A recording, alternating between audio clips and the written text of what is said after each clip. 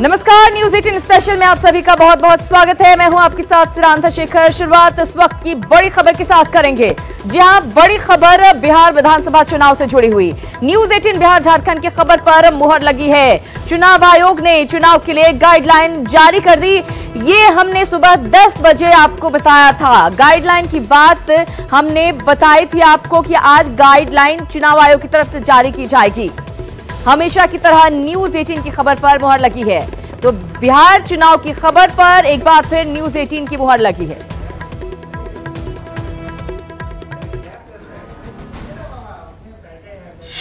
बिहार चुनाव की खबर पर फिर लगी न्यूज 18 की मुहर।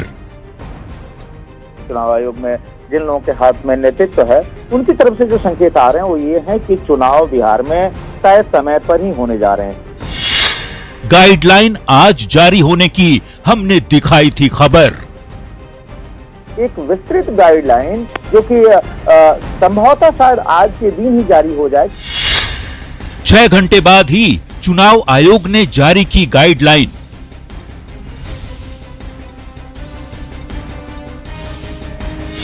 एक बार फिर सच निकली चुनाव से जुड़ी हमारी खबर।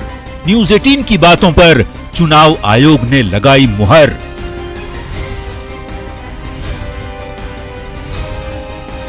क्योंकि चुनाव का मतलब है न्यूज 18 बिहार झारखंड।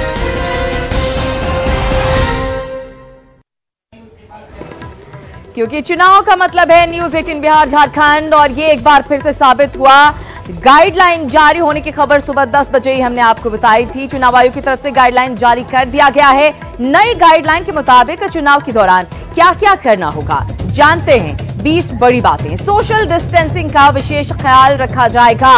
ये सबसे ज्यादा जरूरी बात, सोशल डिस्टेंसिंग का ख्याल रखा जाएगा। कोरोना काल में चूंकि चुनाव कराना है तो सोशल डिस्टेंसिंग सबसे अहम हो जाता है। एक दूसरे के बीच कम से कम 2 गज की दूरी रखी जाए, जरूरी है। बड़े हॉल में वोटिंग होगी। चुनाव आयोग ने ये कहा है कि बड़े हॉल का इंतजाम होगा। सभी बूथों पर रखे जाएंगे साबुन और सैनिटाइजर ताकि लोग हाथ धो सके, हाथ को सैनिटाइज कर सके। बूथ पर सभी लोगों की थर्मल स्क्रीनिंग की जाएगी, यानी कि टेम्परेचर लिया जाएगा।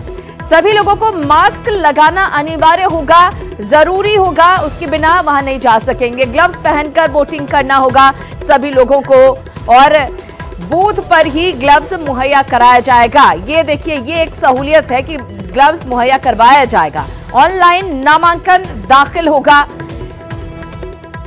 सिक्योरिटी मनी भी ऑनलाइन जमा की जाएगी। ऑनलाइन इस चुनाव में बहुत सारी चीजें होंगी। विधानसभा क्षेत्रवार हेल्थ नोडल अफसर तैनात किए जाएंगे। चुनाव में अधिक संख्या में गाड़ियां लगाई जाएंगी ताकि किसी भी तरह की दिक्कत पेश ना आए। कोरोना पीड़ितों के लिए अलग से वोटिंग का इंतजाम किया गया है। ये इस पर सबकी नजर थी, क्या इंतजाम किया जाता है। कोरोना संक्रमितों के लिए बैलेट पेपर की सुविधा दरअसल की गई है। अधिक बुखार होने पर आखिर में वोट डालने का मौका उन लोगों को दिया जाएगा। कोरोना संक्रमित लोगों को थर्मल स्क्रीनिंग के बाद वोटिंग के लिए टोकन दिया जाएगा, तब वोट डाल सकेंगे। ग्लव्स पहनकर वोटिंग करना होगा इन सभी लोगों को। इसके साथ ही सिर्फ 5 लोग डोर टू डोर कैंपेन में हिस्सा ले सकेंगे। ज्यादा लोगों को इजाजत नहीं होगी। मतगणना हॉल में 7 से अधिक डेस्क नहीं होंगे। 7 डेस्क ही होंगे जिस पर चुनाव होगा। एक विधानसभा क्षेत्र की काउंटिंग 3 से 4 हॉल में होगी और इसके अलावा अनुमति के बाद ही पब्लिक मीटिंग और रोड शो हो सकेगा। ये अनुमति लेनी पड़ेगी। ये तमाम बातें, जो बड़ी बातें कही गई हैं चुनाव आयोग की तरफ से। ब्रिजम पांडे पटना से हमारे साथ जुड़ गए हैं, लाइव उनके पास चलेंगे। ब्रिजम, आपसे जानना चाहूंगी, एक बार फिर न्यूज 18 ने साबित किया कि जो खबर हम दिखाते हैं बिहार से जुड़ी हुई, खासतौर से चुनाव के मामले में हमेशा से न्यूज 18 बिहार झारखंड नंबर 1 रहा है। और इस बार भी सुबह 10 बजे हमने बता दिया था कि गाइडलाइन जारी होगी। गाइडलाइन जारी हुई, बड़ी बातें भी अब सामने आ चुकी है।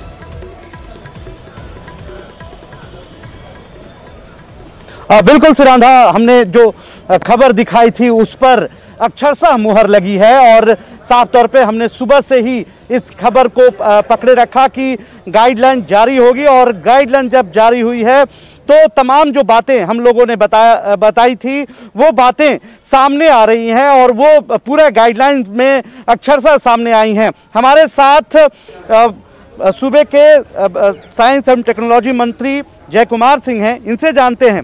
सर, गाइडलाइन जारी हो गई है, समय पर चुनाव होगी। बिल्कुल, अब हम लोग भी अभी देखे हैं गाइडलाइन जारी हुआ है, क्योंकि 5 वर्ष में चुनाव होता है और चुनाव आयोग ही चुनाव कराते हैं, तो पूरी जिम्मेवारी इस चुनाव का चुनाव आयोग के ऊपर है और सभी राजनीतिक पार्टियां जो गाइडलाइन जो बनता है उसी के अंदर काम करते हैं। और हम जब देखे रहे थे अभी गाइडलाइन, पूरी तरह से कोविड-19 को ध्यान में रखते हुए ये गाइडलाइन बनाई गई है, जो बहुत बेहतर है। और मैं समझता हूँ कि सभी राजनीतिक पार्टी इसको स्वागत करेंगे। जिस प्रकार से दिया गया है कि एक डोर टू डोर घूमे 5 लोग के साथ, बिल्कुल ठीक है। इसे अधिक होना भी नहीं चाहिए। ऐसी परिस्थिति में कोई मीटिंग है, गृह मंत्री से लेना है, तो सारी बातें जो गाइडलाइन में है वो राजनीतिक पार्टी इसकी स्वागत करेंगे। लेकिन आप जैसे जनसंपर्क वाले नेता, लगातार हुजूम के साथ चलने वाले नेता, थोड़ी अकुलाहट तो होगी कि 5 लोगों के साथ आप कैंपेन कर रहे हैं, कई सालों का आपका राजनीतिक अनुभव है। देखिए, ये तो पूरी इसमें दुनिया बदल चुकी है, रहन सहन, रहने का ढंग, मतलब बहुत चीज़ परिवर्तन हुआ है। ऐसे में सभी लोग को अंदाजा था कि ये चुनाव होगी, चूँकि चुनाव नहीं होगी तो भी एक संवैधानिक संकट खड़ा हो सकता है। चुनाव होगी तो तर्ज बदलना पड़ेगा, प्रचार की तर्ज बदलना पड़ेगा, लोगों से मिलने जुलने की तरीका बदलनी पड़ेगी, वोट देने का तरीका बदलनी पड़ेगी। वो लोगों का माइंडसेट हो चुका था कि इस कोविड-19 के पीरियड में ये चुनाव हो रही है, चूँकि बिहार की 5 साल हो गया है, तो ऐसे में ज़रूर लगता है कि चूँकि हम जो बिहार की आया लोकतंत्र का जो रहा है, परंपरा रहा है, लोगों के हुजूम के साथ निकलना और राजनीतिक कार्यकर्ताओं का एक चहल पहल जो बना रहता है वो जरूर कम दिखेगा।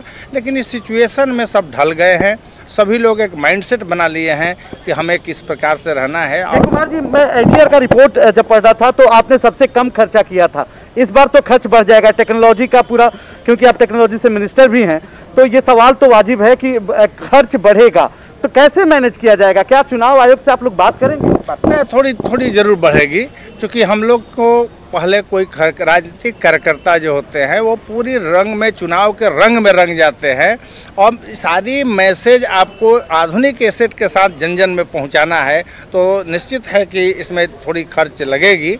और इसकी चुनाव आयोग का हम लोग देखते हैं क्या खर्च करने का तरीका बना रहे हैं, उस पर हम लोग को भी नज़र है। खर्च बढ़ेगा, लेकिन इस परिस्थिति को और दूसरा कोई उपाय नहीं है।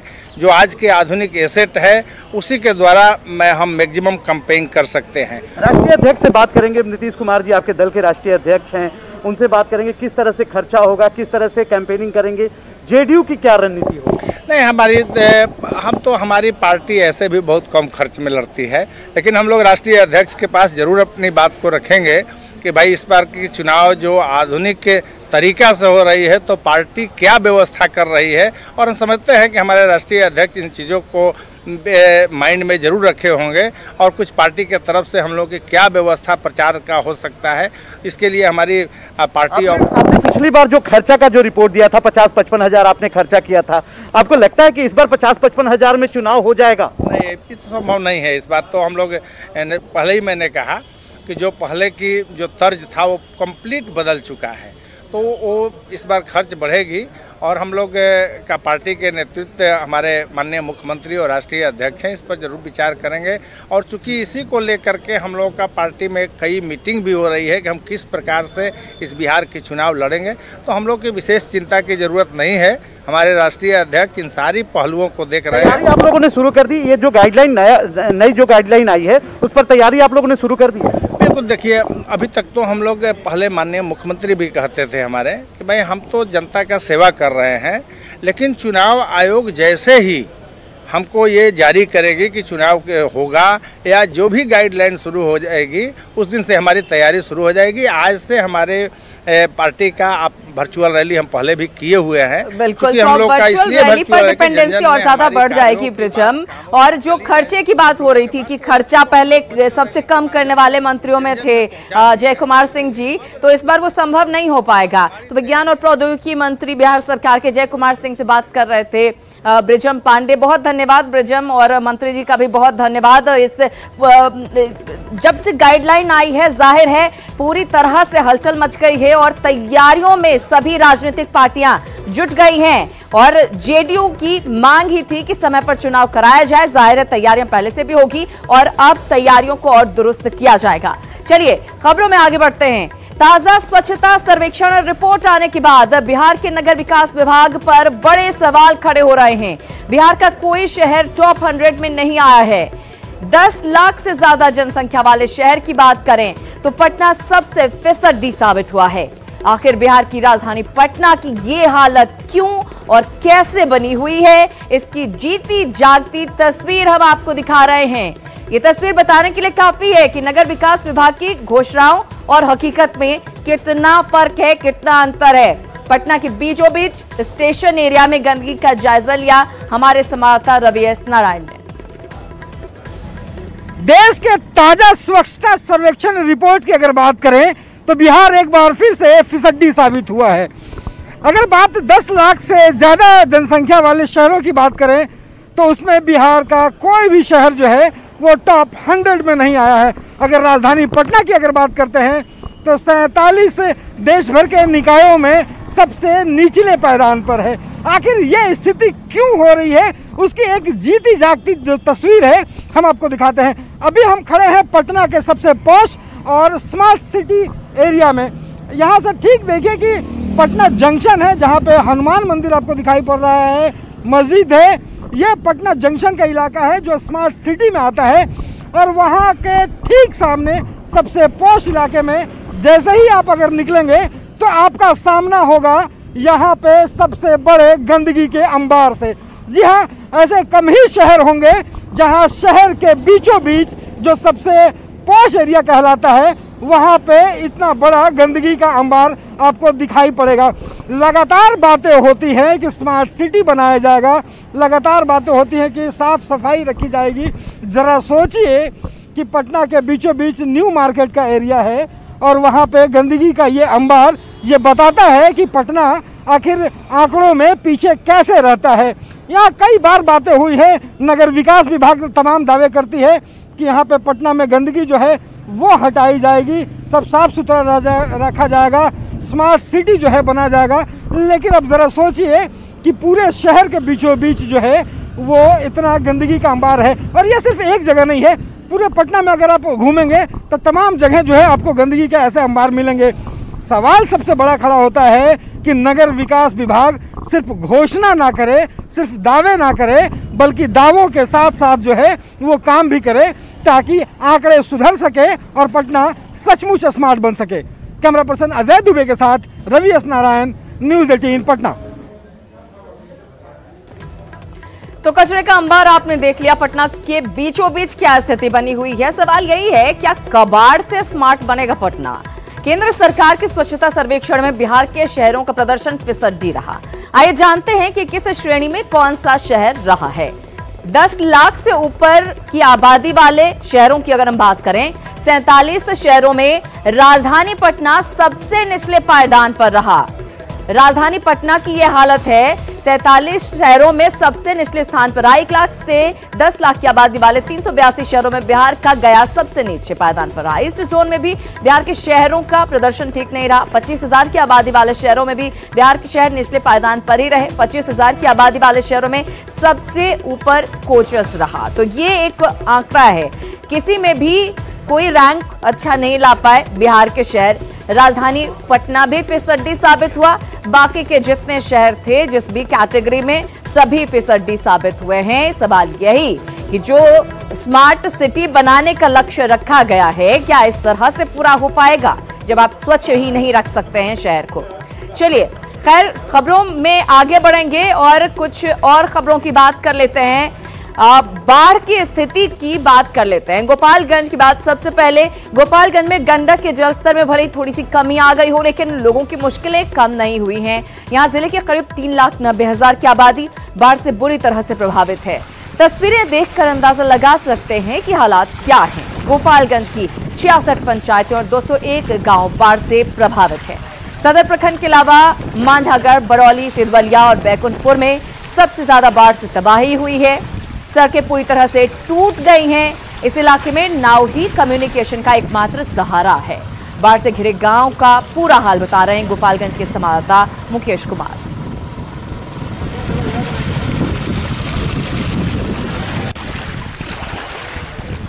अभी हम खड़े हैं सदर प्रखंड के रामनगर में। आप देखेंगे कि रामनगर का यही वो इलाका है जो पिछले 1.5 महीने से बाढ़ का जो है वो कहर यहाँ देखने को मिल रहा है। गोपालगंज में एक के बाद एक कुल 11 तटबंध टूटे थे यहाँ पर, और 11 जगह पर तटबंध टूटने के बाद गोपालगंज की जो 3,90,000 की जो आबादी है वो बाढ़ से प्रभावित हुई है। जिला प्रशासन के द्वारा जो आंकड़े जारी किए गए हैं उसके मुताबिक 65 पंचायतें यहाँ बाढ़ से जलमग्न हैं, जिसमें 35 पंचायतें जो आंशिक रूप से प्रभावित हैं, जबकि 31 पंचायत जो है वो आपको बाढ़ से पूरी से प्रभावित हैं। आप देखें कि यहाँ पर जो नाव है, नाव ही यहाँ के लोगों का एकमात्र सहारा है कम्युनिकेशन का। और जो गाँव का जो जिला जो मुख्यालय संपर्क जो है वो टूट गया है, सड़कें यहाँ की टूट गई हैं, और गन्ने की फसल, धान की फसल, हज़ारों एकड़ में जो गोपालगंज में जो लगी हुई थी फसल थी वो बर्बाद हो गई है। तो इस तरह से गोपालगंज में बाढ़ ने भीषण तबाही मचाई है। और यहाँ पर पिछले 23 जुलाई को तटबंध टूटे थे, और उसके बाद से लेकर अब तक गोपालगंज में जो गंडक का जल स्तर है वो लगातार घट और बढ़ रहा है, लेकिन लोगों की परेशानी वो कम नहीं हो रही है। और सबसे बड़ी बात है कि अभी देखें कि नदी में धार भी तेज़ है, और उसके बाद भी जो लोग हैं वो नाव पर चलने के लिए मजबूर हैं, जो कभी बड़ा हादसा हो सकता है। तो इस तरह से जो गोपालगंज जो आधी आबादी जो है वो बाढ़ से प्रभावित है, और लोगों की समस्या अभी भी कम होने का नाम नहीं ले रहा है। मुकेश कुमार, न्यूज़ 18 गोपालगंज। तो गोपालगंज की स्थिति आपने देखी। भागलपुर की बात करें तो यहाँ पर गंगा के जलस्तर में लगातार बढ़ोतरी हो रही है। कहलगांव और इस्माइलपुर में खतरे के निशान से ऊपर गंगा बह रही है, लेकिन राहत की बात यह है कि भागलपुर में गंगा अभी खतरे के निशान से 38 सेंटीमीटर नीचे है। भागलपुर में गंगा के बढ़ रहे जलस्तर का जायजा लिया हमारे सहयोगी राहुल कुमार ठाकुर ने। भागलपुर में गंगा के जलस्तर में लगातार इजाफा हो रहा है। डाउन स्ट्रीम कहलगांव की बात करें या फिर नौगछिया के इस्माइलपुर का, वहां जो है गंगा का लेवल जो है वह खतरे के निशान को पार कर गया। लेकिन भागलपुर शहरी इलाके का हम दिखाना चाहते हैं, केंद्रीय जल आयोग के द्वारा जो रिपोर्ट दिया जाता है यह डेंजर लेवल है जो 33.68 मीटर के पास में है, और जबकि पानी का लेवल जो है 30 के आसपास में पहुंच चुका है। तो कह सकते हैं कि अभी यहाँ से लेकर यहाँ तक जो है वह जो है खतरे का निशान बचा हुआ है। तो 10, 20, 30 और फिर 8 कह सकते हैं कि जिस तरह से लगातार गंगा का जल स्तर बढ़ रहा है, 38 सेंटीमीटर अभी जो है गंगा खतरे के निशान से नीचे बह रही है। और जब यह लेवल आ जाएगा तो उसके बाद जो है गंगा शहरी इलाकों में प्रवेश करने के साथ ही भारी तबाही भी मचाएगी। सहयोगी कैमरामैन राजीव सिंह के साथ राहुल, न्यूज़ 18 भागलपुर। भागलपुर में गंगा 38 सेंटीमीटर नीचे खतरे के निशान से जरूर है, लेकिन ज्यादातर जगहों पर गंगा उफान पर है। आखिर गंगा में उफान क्यों है, आइए बताते हैं आपको। बारिश की वजह से बाणसागर डैम लबालब है। बाणसागर डैम से 1,80,000 क्यूसेक पानी छोड़ा गया है। ये वजह है दरअसल बाणसागर में पानी बढ़ने से सोन में पानी छोड़ा जाता है। बाणसागर से छोड़ा गया पानी बिहार में तबाही लाता है। पटना में गंगा खतरे के निशान से ऊपर इसी वजह से बह रही है। तमाम जगहों पर गंगा का जो जलस्तर है वो खतरे के निशान को पार कर चुका है। कई जगहों पर खतरे के निशान के पास है, कई जगहों पर नीचे भी है, लेकिन क्यों उफान पर गंगा है ये हम आपको बता रहे हैं। चलिए खैर रुक करते हैं अगली खबरों की ओर। बात करेंगे मुजफ्फरपुर के हालात की। मुजफ्फरपुर के अलावा पिछले 24 घंटे 3 नाव हादसे हो चुके हैं। 3 तस्वीरें भी आपको दिखाते हैं किस तरह से दर्दनाक हादसे सामने आए हैं। 3 तस्वीरें आपकी टीवी स्क्रीन पर। गोपालगंज की पहली तस्वीर जहां सारण बांध की मरम्मती के दौरान बड़ी नाव नदी की तेज धारा में डूब गई। गनीमत यह रही कि मजदूरों को संभलने का थोड़ा सा मौका मिल गया और वो नाव से बाहर आ गए। दूसरी तस्वीर छपरा की है जहां बाढ़ के पानी में नाव पलट गई। नाव पर 6 लोग सवार थे, जिनमें से 4 को स्थानीय लोगों ने बचा लिया। 2 लोग अभी भी लापता हैं। वहीं तीसरी तस्वीर कटिहार की आपके सामने जहां कल भवानीपुर दियारा के पास नाव डूब गई। 6 लोग किसी तरह से बाहर निकल गए, लेकिन 3 बच्चों को नहीं बचाया जा सका। आज 3 लापता बच्चों का शव गोताखोरों की मदद से निकाला गया। पानी भरा था, हेल्प। और कुछ पलों का इंतजार कीजिए, फौरन लौट रहे हैं कुछ और खबरों के साथ।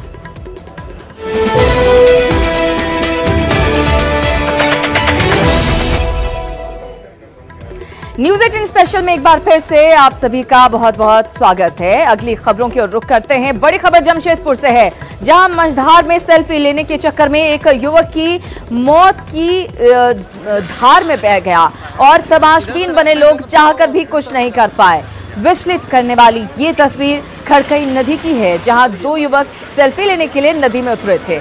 इसी दौरान एक युवक का पैर फिसल गया और नदी में जा गिरा। इसके पहले कि वो उसके साथी उसे संभालते, वो तेज धार में बहने लगा। हालांकि नदी किनारे मौजूद मछुआरों ने बहते युवक को बचाने के लिए कुछ हद तक प्रयास किया, लेकिन नदी की धार इतनी तेज थी कि मछुआरों की हिम्मत जवाब दे गई। नदी में डूब रहा युवक बार बार बचाने के लिए आवाज लगाता रहा, लेकिन लोग चाहकर भी उसकी मदद नहीं कर पाए और देखते ही देखते नदी में समा गया ये शख्स। तो सेल्फी लें, लेकिन संभल कर। आप देख सकते हैं तस्वीरें किस तरह से मौत के मुंह में ये युवक समा गया है, सिर्फ इसलिए क्योंकि वो सेल्फी लेने की कोशिश कर रहा था।